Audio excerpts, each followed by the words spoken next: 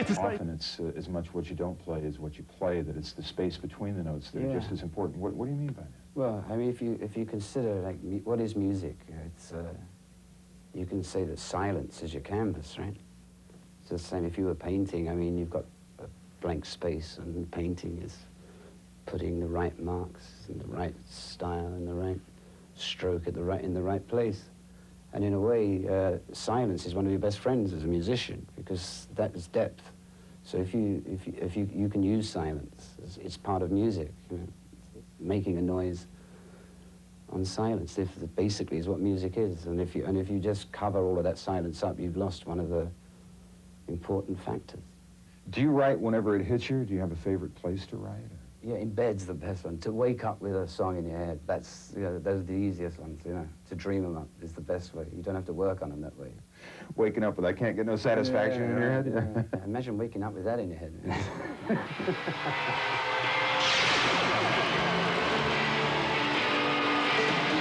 Tonight, the season premiere of In Concert.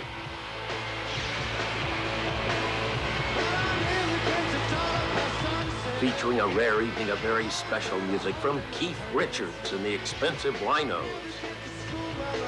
Also an in-concert new artist profile of Pearl Jam. Here's tonight's host, Harry Dean Stanton. Good morning.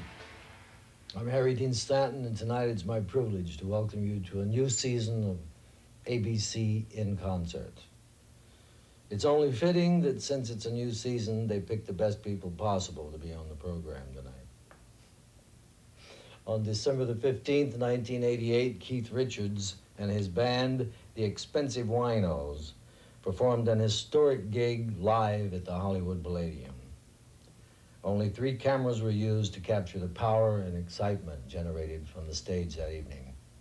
On that night, it was Keith and the Winos who claimed the familiar title of the greatest rock and roll band in the world. The X-Pensive Winos band is a Keith Richards hand-picked group of players. Waddy Wachtel, Bobby Keys, Ivan Neville, Steve Jordan, Charlie Drayton, and backup vocalist Sarah Dash. Last month, ABC's Bob Coburn conducted an exclusive in-concert interview with the man Rolling Stone magazine calls the soul of the Stones. Why did you feel the need to form this band? I started it because I couldn't see the Stones working at that time, you know. I mean, I had no doubt that they would, but Mick and I were refighting World War II.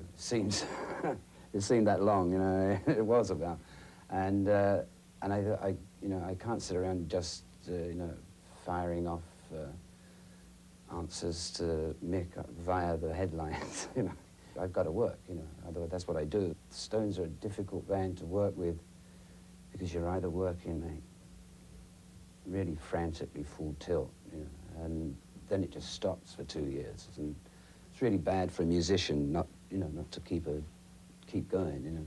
So in a way, that's made it a lot easier to work all the way around, you know. You just don't have to knock the rust off every time. You know?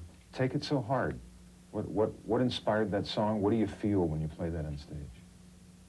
That's another one of those riffs, which is, it just sort of drips off your fingers, you know. It's, you're not even conscious of playing it once it starts. It takes over. It's just fun to play that one.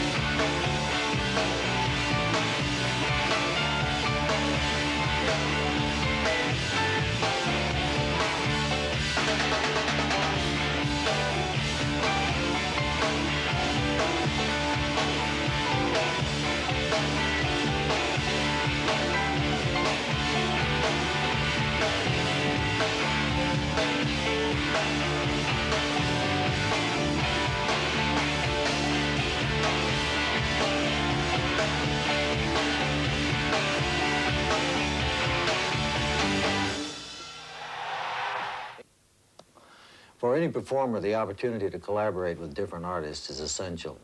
For a film actor like myself, it's a chance to work with different directors, actors, and actresses, hopefully the best available. And it also provides a challenge to develop the characters that I portray with each new project. Similarly, the Winos project for Keith was his chance to work with new musicians whose styles are very different from that of the Rolling Stones. The Winos' musical roots stem from many influences: R&B, reggae, 50s soul, power guitar riffs, and of course, Richard's unique vocals that combine to create an identity all its own. So for the millions of Keith Richards fans worldwide, should they look at you as being in two bands now? Well, yes, I am in two bands, actually. It's, I mean, for me, it's a privilege. I kind of feel like spoiled because I work with the best guys in the world in either band. You know, it's for a rhythm guitar player like me, which is what I basically do. It's to be able to play with drummers that good is it's a joy. You know, I don't have to go 1, 2, 3, 4 all the time. You know, feel it. You sang some with the Stones. What's it like singing a full set on stage? You never know until you do it. What I found is that it changes your style of playing, kind of, you know, because instead of just playing straight through a song, when you're singing, you lay back, and it teaches you a bit more about dynamics with a band. So I found that it helped me with the Stones, even when I was back with the Stones working with Mick, that I could understand more what the gig was about that Mick had to do through doing my own stuff, and I would be able to give it more dynamics as well. So that was kind of interesting to realize that you can still learn things. You know? It's been said that you, for one of the reasons you did this, was to kick the Stones in the ass. Is that true? to get them going again? Well, in to a way, challenge and them? myself, I guess, because, you know, but I guess via myself. In a way, there wasn't the basic idea of it, but I realized that probably it did have something to do with it once it had come out, you know. I mean, Measure from Charlie Watts, when the Talk Is Cheap first came out, as I was saying, yeah, pretty good, man, you know, yeah. You know, wish you'd saved that song for us. I was like, well, man, you know, I had to do something. How are you and Mick getting on these days? Oh, fine. Yeah, once we started working again, it became automatically easy, you know, because we realized that that's what we do best. And as I say, the hardest part with the Stones is when they just lay off and do nothing. All of the, you know, all the things that you don't have time to think about, or that you suddenly come to the surface, the things you don't really want to spend time on, but if you've got nothing else to do, you do. And after all, we've been working so many years together, there's bound to be loads of little things that build up into, like, one little, you know, 10 wrinkles becomes a big... It must be 4 years ago now that you wrote You Don't Move Me.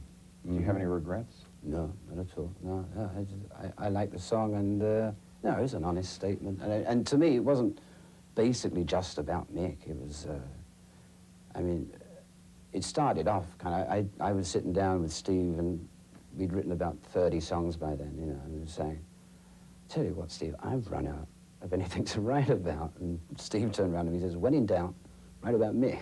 No. So we kicked it off that way, but then it became kind of more universal than that. But no regrets, no. Now, what's the story I hear that this great video you got out and you had no intention of doing it? Is that true? No, it was shot. It was shot because the Winos, we hadn't seen ourselves, you know, what the hell we looked like from the other side of the fence kind of thing. And so we did a small shoot of 3 cameras, and we recorded it just for our own education or amusement, depending how you want to look at it. And then in the 2.5 years since we did that, while I was doing the Steel Wheels tour, wherever I went, kids were giving me these sort of awful bootlegs of Wino shirts, you know. Yeah, thanks a lot, I put them on, ouch, because you couldn't hear anything, you know. So eventually it said, well, we've got better stuff in the can, so why not use it? If people are going for this sort of weird rumbling thing with loads of people clapping and stuff, they said, well, we can give them better than that. So that was really the basic reason, you know. The bootleggers made me do it. I always looked upon bootlegging as a kind of other indication of what's happening out there, you know. I mean, not everybody gets bootlegged, you know. It's kind of interesting to find out who does and who doesn't. And so I've always looked upon it like that, and it was only because there were so many out in the Winos thing, and I thought, and since the quality of the one that we had, you know, was 10 times better than anything I heard, that I thought that it was, you know, worth a shot. You know.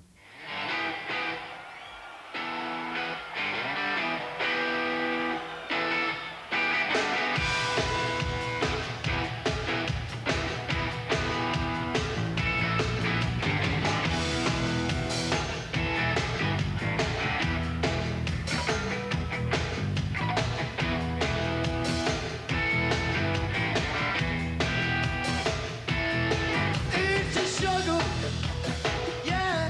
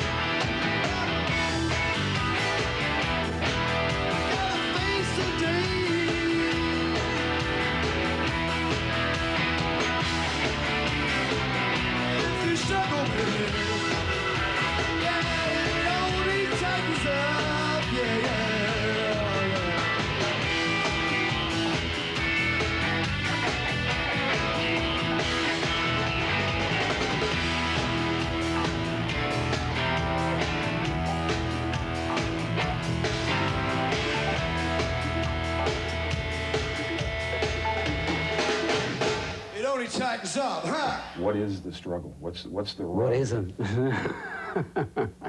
Everything. I mean, I think we got that of some guy who was some janitor at some studios we were working at, and I had the riff and everything. And I got out one night and said, "How you doing, man?" He says, "It's a struggle, man. It's a struggle." See, that's what I mean. Keep your ears open. I've got the title. How'd you get the quality of sound? I watch a lot of videos. They don't sound as good as this. It's in the band, man.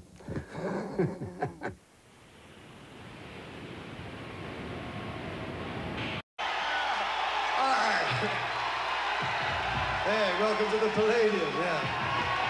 Stage I've been thrown off many times. You begin the Live at the Palladium video by saying, I've been kicked off this stage before. Who might that have been? Who else but Chuck Berry? Yeah. I think the early 70s. Yeah. You know, I always thought his style was just so fluid and effortless and meaningful at the same time. I mean, it was especially those. I'm talking about those early records, those '50s records, which he just, you know, it knocked me out. Just as the whole thing, you know, is writing, singing, showmanship, playing, the sound, everything. I thought that guy had it. There are a couple of guitarists that seem to play rhythm and lead at the same time. Pete Townsend and Joe Walsh come to mind. Do you see yourself that way? Kind of, you know, I like to play lead, but I can never just get off on screaming away up the top there on those top 3 strings, you know. I mean, I've got 6 strings, or sometimes 5 on mine, but yeah, that's a professional trick. It's, yeah, I'd like to be able to cover the whole board, you know.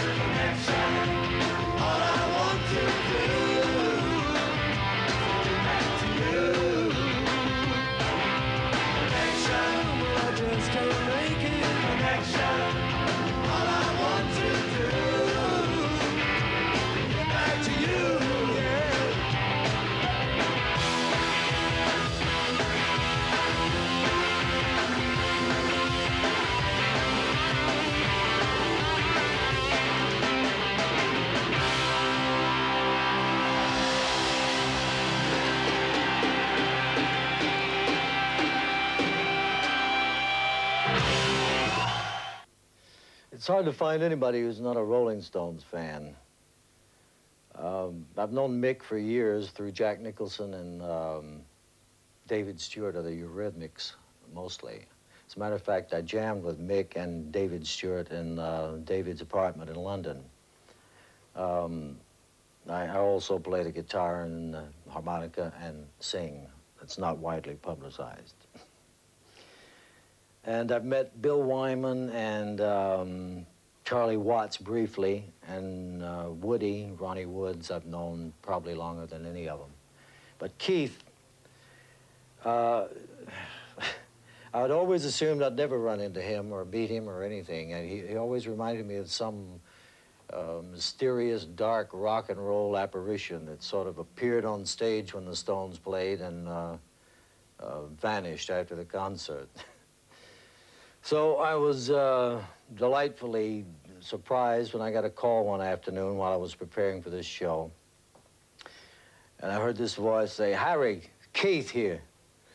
He said, "I've been dialing the wrong bloody number." I said, "Yeah?" He said, "Yeah, I got this old lady, and she answered the phone and says, 'Young man, you're the one that's been calling here every night.'" And Keith says, "No, I'm not." He said, "Yes, you are, you filthy beast." So we started laughing, I started laughing, and everything was great. And now Keith's my new best friend.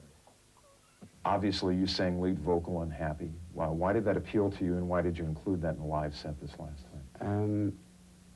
The reason that I played that with the Winos and also Connection was because there were songs that I sang originally. I'm not going to throw in Stones, so there's no way I'm going to get up there and sing Satisfaction, right? Happy, it's such a great song to play live. It's because you just get locked into that riff and you can have so much fun with it, you know.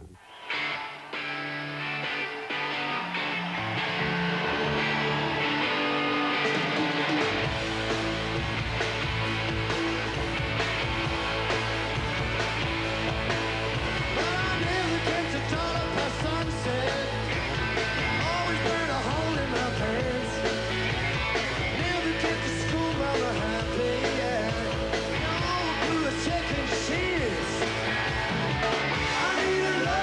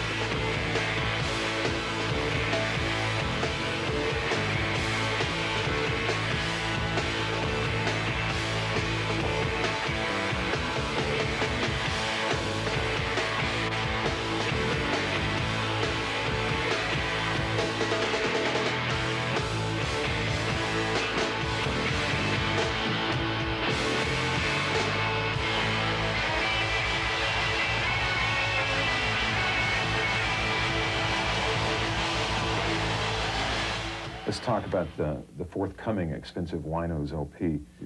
Where do you stand with that? What about a new Winos LP? When? When? I hope by early summer, late spring. I hope to have it finished. It's we're just kicking it off now. You know, we've been rehearsing it, putting it down, and getting the songs together, and it's sounding pretty good. And all I've got to do now is get it on tape. If I can get it on tape as good as it's been sounding in rehearsals, we should be all right. Yeah. Do you think you might tour again? For sure. I mean, a lot of people say that I only make records as an excuse to go on the road anyway. Once a wino, always a wino? Same guys? Yeah, of course, yeah. They're a good team. You never bust up a good team, man. You know, it's a phenomenon why the media and a huge portion of our society seems to have preconceived notions about how long someone is allowed to work at their craft. Great artists don't retire. They mature and evolve. Picasso painted for 70 years. 2 years ago, Leonard Bernstein, at the age of 71, conducted Beethoven's Ninth Symphony for almost 500,000 people at the Berlin Wall Freedom Celebration. And the greatest architect of our generation, Frank Lloyd Wright, created 400 buildings in a career that spanned 70 years. And I worked with John Huston on the film Wise Blood when he was 80, one of his best films. Hell, I'm 65, and I've got young rock and roll bands, Jamie James, the King Bees, Billy Swan, Jimmy Infeld, great harmonica player, Gary Allegretto, call me in to sing with them and jam all the time. Anyway, point being, age is a negative religion, prejudice.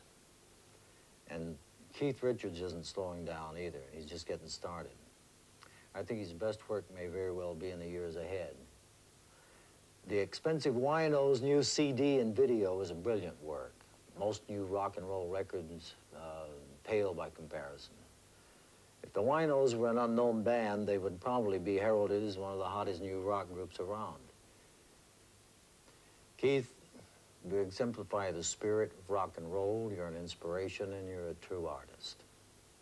And in the words of Edward Gordon Craig, one who perceives more than his fellows and who records more than he has seen. It's been a pleasure to get to know you. I'm Harry Dean Stanton. Good night.